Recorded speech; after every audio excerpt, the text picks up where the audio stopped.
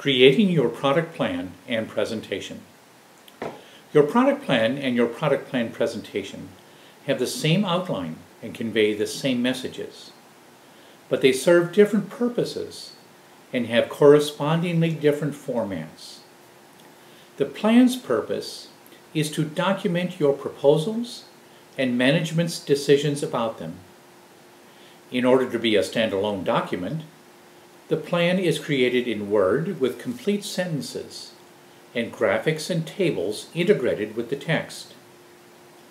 The purpose of the presentation is to facilitate dialogue and feedback to improve the plan. It is a PowerPoint deck and typically contains additional background materials to educate the audience.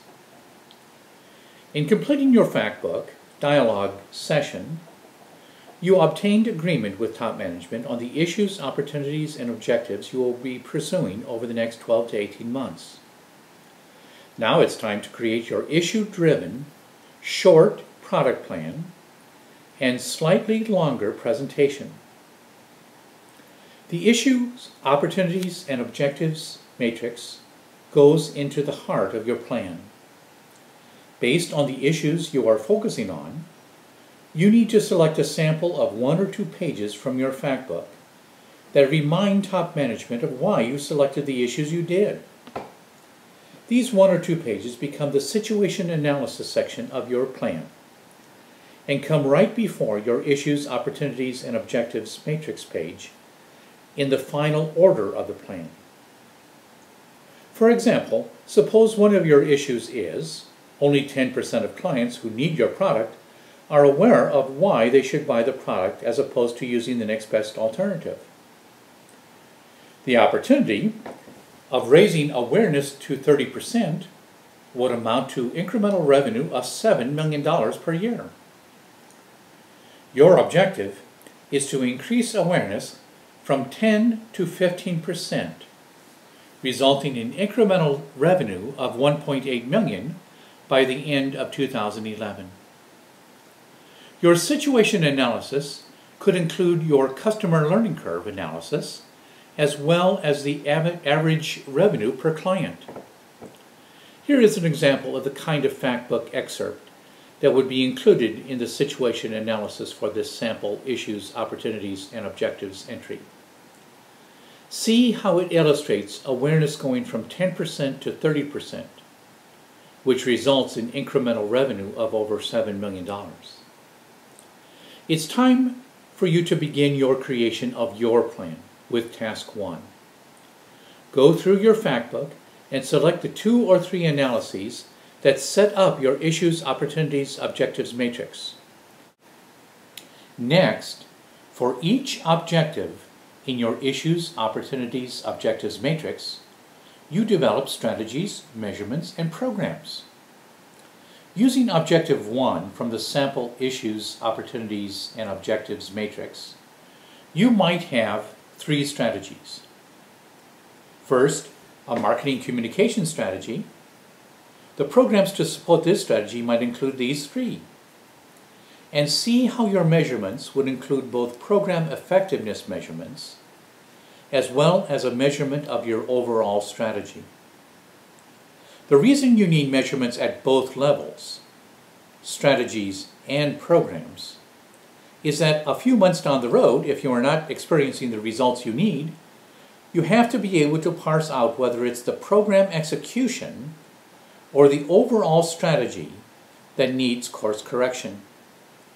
You need measurements at both levels, so we put the measurements column in the middle of the matrix. Task 2 is to create a strategies, measurements, program matrix for each of your objectives. As you are creating your strategies, measurements, and programs matrix for each objective, you will almost certainly need to make some assumptions. For example, about the take rates of programs, about the effectiveness of sales support programs, or about the parameters in a value calculator. There very likely will be 1 or 2 assumptions that are critical to the decisions you've made about the strategies and programs to execute. You document these most important assumptions in a learning plan a plan to study and determine the facts about your most important assumptions over the next 12 to 18 months. There is no shame in not knowing these parameters today, but there would be if you still don't know them in a year. In our running example, you might say that doing a market research study of the awareness level of potential clients of your positioning strategy would be critical to do.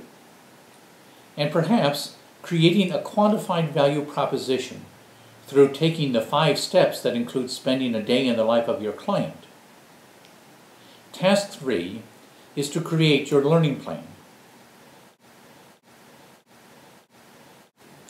Having completed your strategies, measurements, and programs matrices for each of your objectives, as well as your learning plan, you are ready to add up the costs and revenue impacts of your programs. You document these costs and benefits in a closing summary like this. Take subtotals for each objective, as well as an overall plan total. Task 4 is to create your closing summary. You are now ready to create your payback slide. Here it is for our running sample. The payback slide is the last one you create, but the first one you present. Why? Because top management needs to see the importance of their spending the time to review, understand, and improve your plan. The payback slide says, "This is important. Give me your whole attention and help." Task 5 is to complete your payback slide. Here is an interactive exercise to review the order in which you create your plan sections and the order in which you present your plan sections. Drag the sections from the list on the left to its order in the presentation.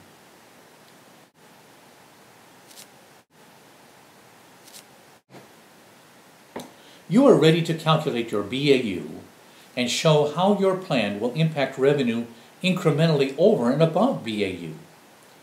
If this is an important part of your story, include it in the plan.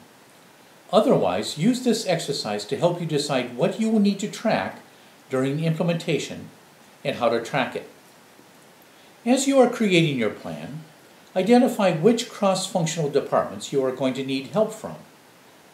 As soon as you have your plan drafted, begin the process of reaching out to these cross-functional departments. Line up the people who can help you improve the implementability of your plan. The key questions are, how does this plan relate to their department's goals and objectives? How could you change the plan to be more supportive of what they are already doing? How could you change the plan to make it easier for those departments to support? Don't promise to change your plan, just to listen for their ideas. And decide which of these ideas you want to incorporate into your plan, and which ideas are not appropriate. Be sure to document the changes, giving credit to the source, and also document the reasons you decided not to accept a suggestion. People like knowing what happens to their ideas and why. Complete task 7, and you're done. Send your draft plan, BAU Plan Impact Analysis, and a list of cross-functional contacts to Carl Hellman. As always, feel free to call to discuss.